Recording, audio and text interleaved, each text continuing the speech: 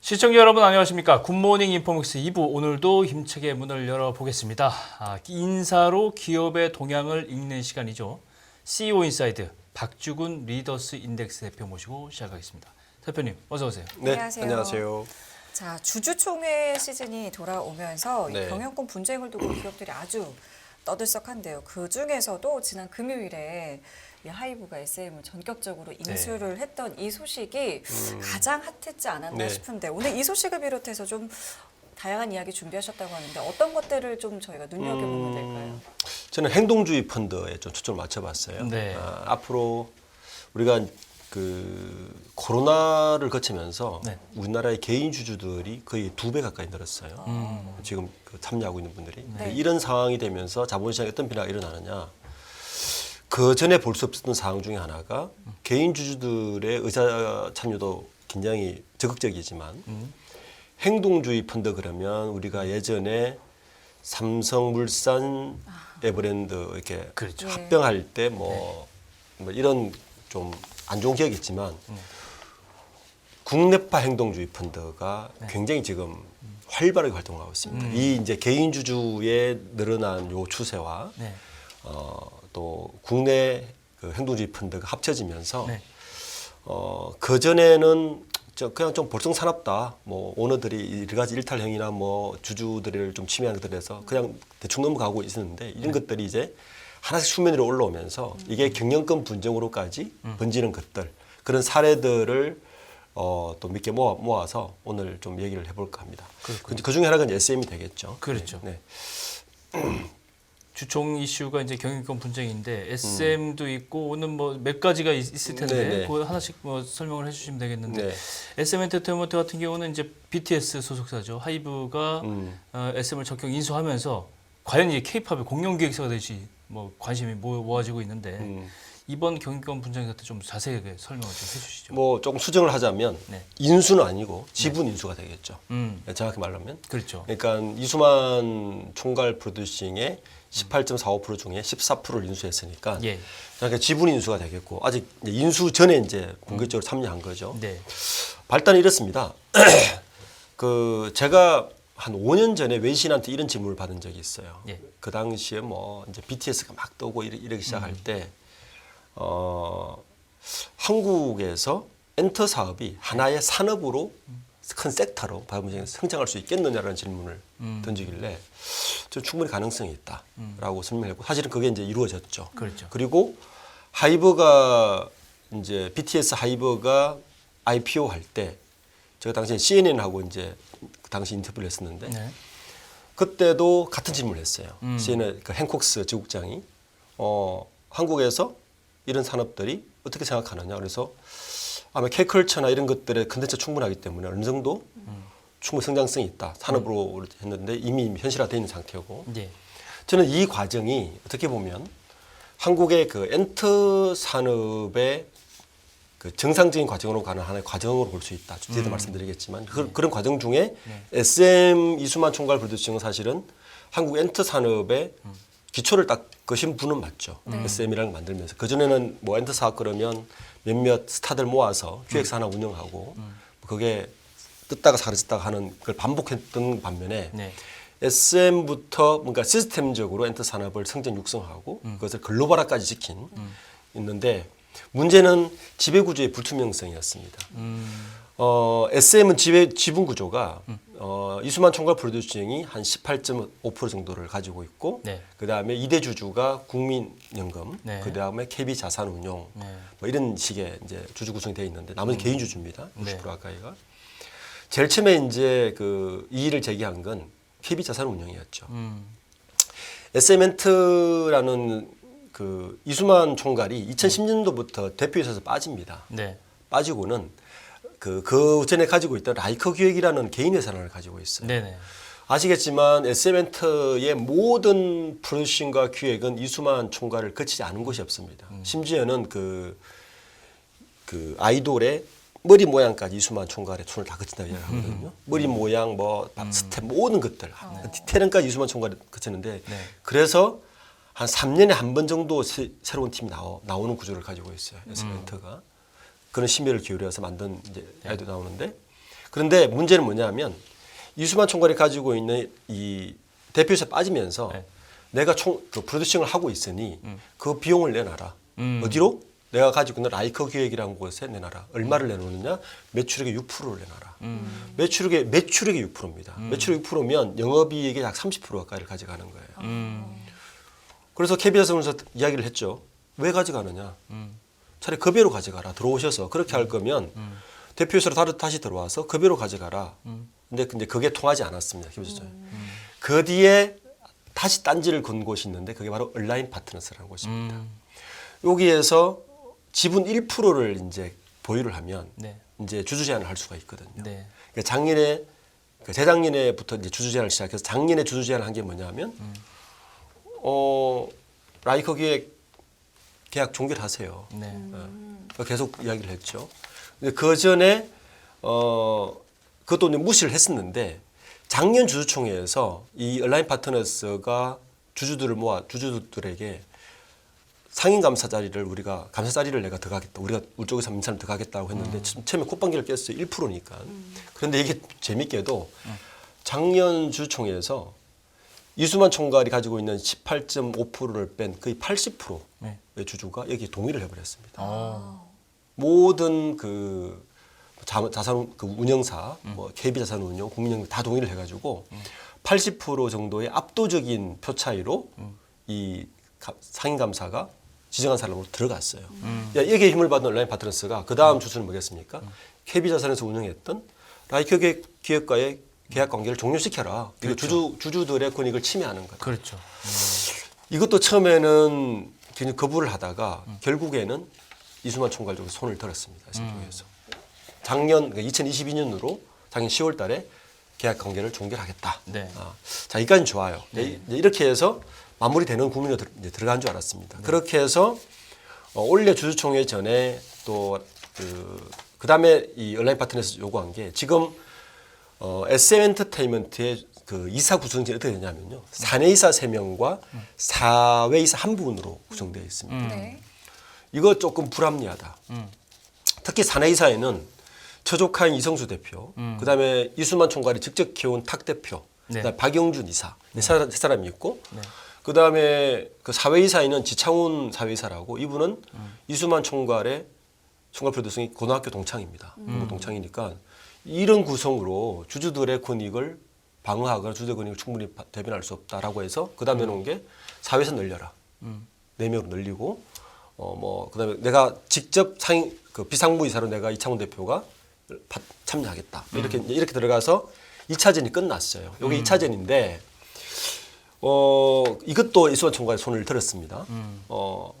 그렇게 해서 새로 구성된 이사진에서 카카오를 유상증자를 통해서 2대 주주로 끌어들인 거죠. 네.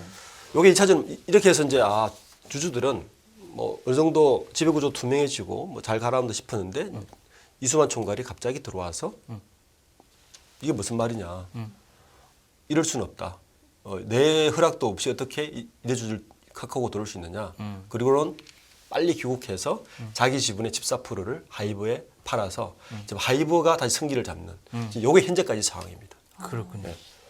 자, 지금 그러니까 쉽게 말해서 1차전, 2차전, 3차전을 거쳐서 현재 이 상황까지 왔다고 했는데 하이브에서는 그러면은 이 14.8%를 인수할 예정인 거죠. 하이브는 지금 어떤 상황인 건가요?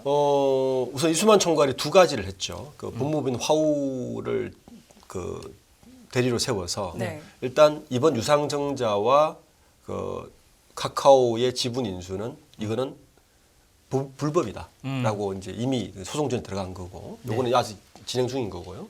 두 번째 그러면서 자기의 지분 중에 14.8%를 하이브에 이제 사실 매각을 한 거죠. 예, 이 매각 상태고 하이브는 그 매각가에다가 앞으로 우리가 40%까지 시장에서 공개 매수를 하겠다는 겁니다. 그럼 대주주로 올라서겠다는 거예요. 근데 그렇게 되면 이제 하이브가 사실 M&A를 하는 거죠.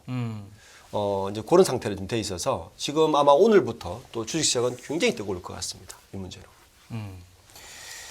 그렇군요. 지금 말씀해 주신 게 지금 원고에는 사실은 순서가 뭐 있지 않은데 지금 자유롭게 여쭤보겠습니다. 네. 제가. 2차전 같은 경우는 1차전 지금 설명을 1, 2, 3차전 이제 개요를 설명해 주셨고 2차전 같은 경우는 지금 내부 분쟁이잖아요. 그죠? 처음에는 아무도 그렇게 보지 않았던 것 같아요. 그죠. 왜냐하면 아니 SMNT의 이성수 대표는 처족하고 네네. 그리고 그 탁 대표는 뭐 본인이 계속 키워왔던 뭐 아주 그 신입 때부터 키워왔던 이런 그리고 사회이사는 동창이고 완전히 그 본인의 이사진으로 구성됐는데 어떻게 그렇게 대지를 했는데 알고 봤더니 지금 이제 현상으로 보면 네. 이성수 대표를 비롯해 이성수 대표, 탁 대표, 온라인 파트너스 이창훈 대표, 그다음에 카카오까지 해서 이쪽이 하나의 같은 편. 그러니까 1차적으로는 이성수 대표를 비롯한 내부 이사진이 네. 이수만 총괄을 배척했다라고 볼 수밖에 없는 거죠. 그렇죠. 그 배경은 어떻게 지금 얘기가 되고 있습니까? 우선 그 라이커 기획에 대한 그 수수료를 주는 부분에 대해서 내부적으로도 불만이 많았다라고 볼 수 없는 거죠. 이 결과론적으로 보면. 네. 그리고 뭐 아시겠지만 그 이성수 대표가 이수만 총괄에 처족하지 않습니까? 그렇죠. 그 이수만 대표의 배우자는 사실 몇 년 전에 돌아가셨어요. 돌아가시고 또 모 기자에게 뭐 청담동에 빌라를 사줬다. 이런 일들이 또 이런 내부 분란의 소지가 되지도 않았나라고 이제 볼 수밖에 없는 현상이죠. 그렇죠. 어쨌든 지금 상황은 이수만 총괄은 SM 경영진 내부에서 완전히 배척당한 상태인 것 같다. 예. 그리고 카카오 그리고 이 내부 경영진과 온라인 파트너스와 카카오가 하나의 그룹으로 네. 지금 하이브와 이수만의 그룹과 예. 대척점에 있는 상황인 것 같습니다. 그렇군요. 결국 이제 카카오라는 거대 그룹이 이제 이 게임에 이제 참여를 한 건데 네. 대응이 주목되는데요. 어떤 대응을 좀 예상할 수 있겠어요? 그래서 지금 이 상황을 지금 제가 말씀드린 대로 스토리로 보면 예. 그냥 개인 사인간의 것 같지만 제가 볼 때는 엔터테인먼트 산업에 굉장한 큰 과도기를 넘어가고 있다. 왜냐하면 우리가 이 엔터 사업 자체가 하나의 지금 산업 자체로 이미 성장을 한 상태고 예. 그러면서 어떤 일이 벌어졌냐? 플랫폼 사업자와 컨텐츠 사업자 간의 이종 결합들이 막 이루어지고 있는 상황입니다. 그렇죠. 예. 그래서 하이브 쪽은 누구냐면 네이버가 플랫폼을 가지고 있죠. 그다음에 하이브, YG, CJ 엔터, 박진영까지 네. 이쪽이 하는 인합군이 이미 된 상태예요. 그렇군요. 이게 왜냐하면 그 네이버와 카카오의 입장은 어떤 입장이냐면 네이버 카카오를 지금 어떤 회사로 규정하느냐 그 이전까지 매출로 보면 커머스 회사에 불과합니다. 카카오가. 네, 카카오나 네이버는 둘 다 스스로들 그렇게 해요. 네네. 넥스트로 성장 동력이 만들어져야 사실은 주가나 여러 가지 받쳐주는데 넥스트 성장 동력은 결국에는 글로벌밖에 없거든요. 글로벌은 뭘로 진출할 거냐? 컨텐츠로밖에 진출 못합니다. 자기들이 가지고 있는 플랫폼을 가지고 진출해야 되는데 그 자기들 플랫폼 해외 진출에 컨텐츠를 뭘 실을 거냐? 결국은 이 컨텐츠는 K컬처밖에 없다라고 판단한 거죠. 그래서 그런 합종 유형이 지금 발생하는 거고 시젠트도 여기에 들어간 거고 네. 이쪽 결합은 SM의 컨텐츠를 가지고 어느 플랫폼을 틀을 거냐? 카카오와 SKT도 여기 이제 인하권 들어가 있는 거죠. 지금 보면 그 물 밑에서 흐르는 것은 하이브와 네이버의 연합군과 이 플랫폼 연합군과 카카오와 SM, SKT 연합군이 붙은 상황으로 지금 시장은 가고 있는 거예요. 그러네요. 네. 예. 그래서 이걸 단순히 경영권 분쟁으로 보는 것도 한 시선이지만 네. 엔터 산업의 거대한 어떤 이 지각 변동으로 보는 것도 하나의 이제 3차진이 된 거죠. 결국에는 카카오 입장에서는 아까 질문하셨지만 지분 경쟁에 안 뛰어들 수가 없는 상황입니다. 그렇죠. 여기서 지버리면 카카오 여기서 성기를 내줘 버리면 사실은 카카오의 해외 진출 컨텐츠를 빌미로 해외 진출하는 거는 굉장히 이제 문제가 생기는 거죠. 그리고 만약에 하이브가 SM까지 다 M&A를 성공적으로 해서 한다면 국내 시장은 독점 시장이 돼버리기 때문에 그렇죠. 과연 국내 엔터 산업을 위해서 뭐가 맞는지도 좀 고민해 봐야 되는 그런 이제 상황까지 된 거죠. 그러면 일반적으로 이런 경영권 분쟁이 기업에게 어떤 영향을 좀 끼치는지가 궁금한데 일단 금요일에 카카오 주가가 크게 올랐거든요. 네. 앞으로 이런 부분은 좀 어떻게 봐야 될까요? 저는 경영권 분쟁이 좋게 가면 지배구조의 투명화로 가면 주주들에게도 좋고 그리고 그 기업에게도 굉장히 좋다는 거죠. 그 이번에 그 SM의 그 이수만 총괄이 이제 나가고 네. 새로운 경영진 내놓은 것들을 보면 대표적인 것들이 이제 배당을 좀 늘리겠다는 것도 있고 이사진들을 더 워치독을 많이 늘려서 하는 것도 있고 또 하나는 뭐냐면 프로듀싱을 기존에는 독점을 했는데 한 거 만들어 지금은 멀티 프로듀싱을 하겠다. 그러니까 SM이 3개의 프로듀싱을 5개를 돌리겠다는 거예요. 그러면 기존에는 3년 반에 한 개 정도 나오는 그룹이 이제는 1년에 한 2개 정도 나올 수 있는 걸 돌리겠다. 매출이 커지겠죠. 예. 어쨌든 이런 식으로 어쨌든 주주나 산업 자체에 긍정으로 가는 신호를 읽히면서 이제 카카오나 걸친 뭐 주가까지 같이 이제 오르는 상황인데 지배구조 균형권 분쟁이 잘못하게 되면 네. 다시 이제 폐쇄적으로 갈 수도 있는 거죠. 이제 그게 이제 우려스러운 부분입니다. 그렇군요. SM 경영권 분쟁 얘기는 여기까지 마무리 좀 네. 하고요. 또 하나 지금 인수합병 그러면 기업 경영권 분쟁에서 시장에서 굉장히 관심을 끌고 있는 기업이 있죠. 네. 고려아연. 네, 이 맞습니다. 얘기를 좀 안 해볼 수가 없는데 네. 경영권을 놓고 창업주의 일가 간의 분쟁으로 일단 정리를 해볼 수가 네. 있는 거죠. 예. 고려아연은 영풍그룹에 속한 기업입니다. 예. 굉장히 알짜 기업이죠. 그러니까 일반인들은 이제 B2C를 하지 않기 때문에 잘 모르는 부분이 있는데 예. 피철 특히 아연 쪽은 글로벌 마켓쇼 1위입니다. 그리고 매출액이 한 9조에 영업이익 1조 정도 나오고 현금 유통이 쌓여 있고 최근에 2차 전지 사업까지 리사이클 사업까지 뛰어들면서 예. 굉장히 이제 큰 군요. 근데 이 고려아연 문제가 뭐냐면 이 영풍그룹이 창업자가 장 씨와 최 씨가 두 가문이 만든 거예요. 네네. 예, 두 가문 합쳐서 3대째까지 내려와 있습니다. 예. 지금 보시면 고려아연은 원래는 최 씨들이 경영을 하고 지분은 장 씨들이 많은 구조였어요. 그런데 이제 3세대가 지금 최윤범 회장이거든요. 예. 네. 지금 이제 회장 11달 회장으로 지금 승진했습니다. 예. 지금 회장인데 최윤범 회장이 이제 3년 전부터 경영진에 들어오면서 더 급성장을 하기 시작한 거예요. 그러다 보니 최윤범 회장이 지분을 모으기 시작했습니다. 아. 우리가 최 씨들이 경영했는데 지분은 계속 장 씨들이 가지고 있으니 뭔가 불합리한 것 같잖아요. 그리고 3대째 내려왔고 네네. 부모 할아버지 세대부터 내려왔으니까 예. 그러다 보니 이 지분율의 차이가 1.7%가 좁아졌어요. 그 전에는 굉장히 차이가 많이 났습니다. 그 전에는 뭐 한 10%대 뭐 한 7%였는데 오. 그러다 보니까 장 씨들 긴장하지 않습니까? 그렇죠. 그러니까 장 씨들도 지분 매입에 또 굉장히 붙은 거예요. 그래서 이제 작년부터 8월부터 지분 경쟁을 시작했습니다. 네. 그러면서 저 최윤범 회장이 백지사로 끌어든 데가 어디냐면 하나솔루션이 유상증자를 통해서 6% 이상을 가져가고 LG 에너지솔루션 유상증자를 통해서 또 가져오면서 우호 지분을 계속 확보한 거죠. 그래서 현재 보면 한 1.7% 정도 차이밖에 안 나게 된 상태입니다. 근데 문제는 이제 이번에 뭐가 핵심이냐면 네.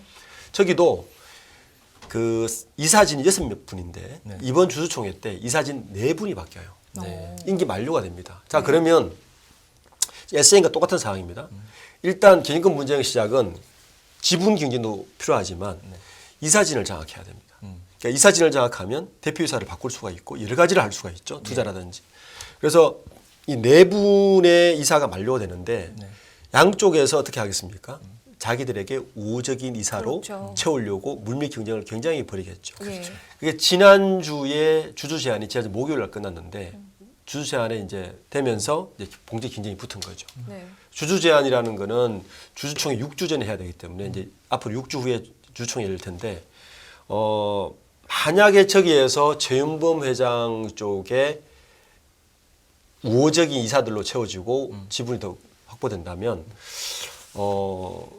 그 70년 가까이 된 저 그룹이 최 씨와 장 씨가 분리해야 되는 그런 수순에 있어서 저기에서는 비상한 관심을 가지고 있습니다. 그렇죠. 네.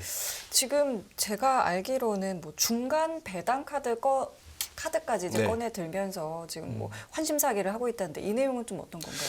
근데 그게 이제 최윤범 회장의 카드가 던진 거죠. 이제 그 고려아연이 뭘로 유명했냐면은 배당 안 하기로 유명했습니다. 현금이 워낙 많아요. 그 배당을 안 할 수밖에 없는 구조가 이렇습니다. 이제 대기업 특히 오너가 있는 대기업 지배 구조를 보면 네. 고려아연의 대주주는 영풍입니다. 영풍의 대주주는 장시일가예요. 자, 그러면 고려아연이 지부 배당을 해줘야 영풍으로 가고 영풍에서 그 돈을 가지고 다시 배당을 해서 장시일가에 가지 않습니까? 자 그러면 세금을 내다 보면 우리 배당을 하면 뭐 배당 소득세를 내지 않습니까? 그렇죠. 세금을 몇 번 내냐? 2번 냅니다. 고려인에서 배당할 때 한 번 내죠.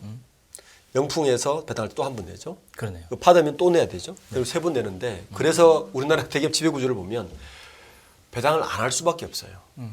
어느 입장에서는 배당을 해본들 지주회사 체제로 가게 돼 있는 것들은 배당하면 계속 세금만 내는 그러니까 직계가 아니면 배당을 굳이 많이 할 필요가 없죠. 그래서 항상 주주들은 불만이 많죠. 그렇죠. 그렇겠네요. 그렇게 현금이 많은데 왜 배당을 하지 않느냐. 자 그러다 보니 이제 이런 표싸움이 벌어졌지 않습니까? 네. 그러다 보니 당근을 내놔야죠. 코리아인의 전부 회장이 반기 배당도 하겠다 우리는. 네. 그러니까 이런 유인책을 내놓은 게 이제 요번에 제안한 배경으로 될 것 같습니다. 결국 이제 뭐 주주 환원주의, 그다음에 행동주의 펀드에 대한 어떤 이 생각들 이런 것들이 이제 반영됐다고 보시는데 네. 조금 범위를 넓혀서 경영권부장은 행동주의 펀드 빼놓을 수 없잖아요. 네. 예, 행동주의 펀드 현재 상황 좀 정리를 해주셔야 될 것 같습니다. 지금 현재 그 행동주의 펀드들을 보면 굉장히 적극적이에요. 네. 우리가 뭐 행동주의 펀드 그러면 엘리엇만 기억하지만 예, 우선 대한항공 KCGI 기억하시죠? KCGI. 강성부 펀드. 예, 예. 이번에 또 오스템 임플란트에 또 들어갔죠. 네.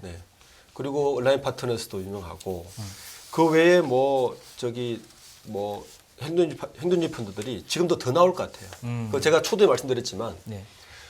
현재 자본시장의 흐름 자체가 저는 내년쯤 되면 이런 행동주의 펀드가 훨씬 더 많이 나올 거다. 그러니까 지금 은행들도 금융권도 지금 이야기하고 있지 않습니까? 네. 지금 표를 보시면 미국이야 뭐 워낙 이 시장이 워낙 강하니까 예. 이게 늘상 있는 일이에요. 자본시장에서 행동주의 펀드들이 이렇게 시장을 포착해서 들어가서 요구하고 시세차익을 노린다거나 이익을 가져간다는 건데 우리나라는 10년 전이 아니죠. 그지 뭐 한 6, 7년만 해도 7년 전. 세 건 거의 없었네요. 없었죠. 그런데 작년에만 47건. 올해는 더 들어갈 겁니다. 네. 일본도 지금 107건. 그러니까 저는 이 그래프가 굉장히 우상향으로 빨리 올라갈 거다. 그러니까 두 가지 상황이죠. 개인 주주 참여가 굉장히 적극적으로 많이 늘었다. 그런 얘기죠. 네. 그리고 이 시장을 포착해서 행동주의 펀드가 들어오는데 그만큼 오너 일가를 중심으로 한 많은 중견 대기업들이 굉장히 오너 일가 중심으로 기능을 해왔다. 대표적으로 이제 오스템 임플란트가 이번에 또 기념금리에 들어갔거든요. 그렇죠. 거기도 이제 캐시제 강성 펀드가 매입해서 이제 요구한 건데 오스템 임플란트가 어떻게 보면 SM엔터하고 좀 똑같은 상황이에요. SM엔터는 온라인 파트너스가 여러 가지 주주들의 권익을 위해서 요구를 하면서 지금 분이 발생하지 않았습니까? 예. 네. 강성부 KCGI 쪽에서 5% 이상을 매입한 다음에 균형권 참여라고 이미 공시를 해서 장에 들어갔습니다. 그랬더니 오스템 임플란트의 오너인 최규욱 회장이 이 꼴 저 꼴 보기 싫으니까 자기 지분을 MBK에 다 넘겨버렸어요. 네, 백기사로. 그리고 주가는 계속 오르고 있죠. 네. 그러면 이제 개인 주주들은 이게 또 시세차익을 올릴 수 있는. 네. 그러면 행동주의 펀드도 또 시세차익을 올릴 수 있는 기회가 되는 거죠. 네. 그래서 지금 이런 상황들이 오스템 임플란트뿐만 아니라 요 정도 되는 기업들을 어떻게 가릴 수 있느냐. 만약에 이 방송을 보시고 이런 기회들을 포착하시고 싶은 분들은 이 스크린을 할 방법이 있습니다. 네. 오너의 지분이 20% 안팎. 안파. 20% 안팎. 개인 주주의 지분이 50% 이상. 요 정도 되는 그 주주 구성을 가지고 있는 기업은 행동주의 펀드들의 먹잇감이 될 수밖에 없습니다. 한번 해볼 수 있는 판 충분히 구조다 해볼 수 이거죠. 있죠. 네. 네. 충분히 들어가서 네. 기형권 분쟁 만들고 주주 제한해서 주주 제한을 또 그럴싸하게 하지 않습니까? 그렇죠. 뭐 굉장히 좀 긍정인 이야기를 하거든요. 배당 많이 해라. 자사주 내가 소각해서 돌려달라.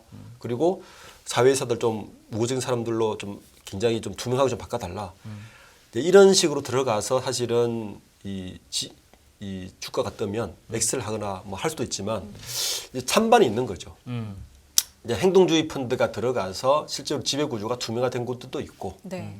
또 그거를 빌미로 시세 차익을 노려서 엑스트를 내서 일단 먹튀도 있을 수 있고 지금 이 시장이 앞으로 당분간 계속 혼조될 것이다. 예. 그래서 아마 이것 때문에 이제 경영진들 쪽에서도 방어할 방법들이 되게 많아져야 된다. 지금 시장은 계속 그런 것 같습니다. 회사가 좀 아까 이 주주 지분 구성도 그렇게 말씀하셨는데 회사의 경영 환경도 굉장히 중요할 것 같다는 생각이 드는 게 그렇죠. 제가 뭐 오스템 임플란트 같은 경우는 작년에 큰 금융사고도 있지 않습니까? 네. 그죠? 그런 것들을 보면 이제 관리 감독이 잘 안 돼서 이제 행동주의 본부가 나서서 회사를 좀 이렇게 관리 감독하는 걸 통제하는 걸 좀 촉구를 한다든가 이런 빌미를 좀 주는 빌미를 줬죠. 그죠? 네. 그런 사건들도 있는 회사들도 잘 살펴야 되지 않을까? 그렇습니다. 그 오스템 임플란트를 보면 참 그 안타까워요. 네, 그 사건이 있었지만 사실은 이익률이 너무 좋거든요. 맞아요. 오스템 임플란트는 너무 알짜 기업이고 예. 뭐 30% 갖고 영업이익을 내면서 굉장히 알짜 기업인 이걸 안 노릴 수가 없는 거죠. 그렇죠. 그걸로 뭐 잠깐 거래 정지도 된 상태지만 그렇죠. 다시 4월달에 재개되면서 실제 실적을 봤더니 실적이 너무 좋은 전혀 거죠. 문제 없었죠. 전혀 문제 없고 그러다 보니까 행동주의 펀드 입장에서는 안 들어갈 수가 없는 유혹일 수밖에 없죠. 그렇죠. 뭐 그리고 그 오늘의 뭐 최대 주주 지분은 20% 안팎이니까 충분히 공격해서 어느 정도 얻을 수 있다는 판단이 있으니까 그래서 한진칼도 사실은 그 전에 대한항공 이런 것들도 그런 빌미를 제공한 거죠. 네. 그리고 SM엔터도 사실은 이수만 대표가 라이커 기획이라는 개인회사를 만들어서 그런 빌미를 제공한 겁니다. 그러니까 이런 걸 당하지 않으려면 충분히 현 경영진들이 그런 빌미를 제공하지 않는 것도 되게 중요합니다. 그렇죠. 예. 그러면 과거에 이 행동주의 펀드가 나섰던 뭐 대표적인 사례가 있다면 또 어떤 걸 좀 꼽으시겠어요? 우리가 잘 아는 지금 현대자동차도 엘리엇이 들어와서 행동주의 들어와서 사실은 지배구조 개편을 그렇죠. 못했죠. 못했죠. 예. 지금도 아마 그것 때문에 계속 급내하고 있습니다. 더 올라가면 SK그룹도 있었어요. SK그룹도 뭐 재태원 회장이 한 번 당했었죠. 소버린에게 당한 것도. 소버린. 그것도 사실은 자산운용사긴 하지만 비슷한 경우고. 그렇죠. 뭐 한진칼 너무 잘 아시고. 그다음에 BYC 같은 것도 프로세스 자산운용 제공하고 있고. 올해만 해도요. 예. 지금 제공하고 있는 게 SK그룹도 자사주 소각하라고 라이프사는 지금 요구하고 있습니다. 자사주를 왜 사기만 하고 소각하지 않느냐. 이게 소각해야만이 주주들이 운이 돌아가거든요. 그렇죠. 그리고 KTNG도 마찬가지고요. KTNG도 지금 현금이 상당한데 네. 이거 왜 주주 돌리지 않느냐라고 지금 해서 원래는 이 정도지만 지금 막 초대 말씀드렸지만 이런 시황상이 앞으로 굉장히 급가속을 밟을 거다.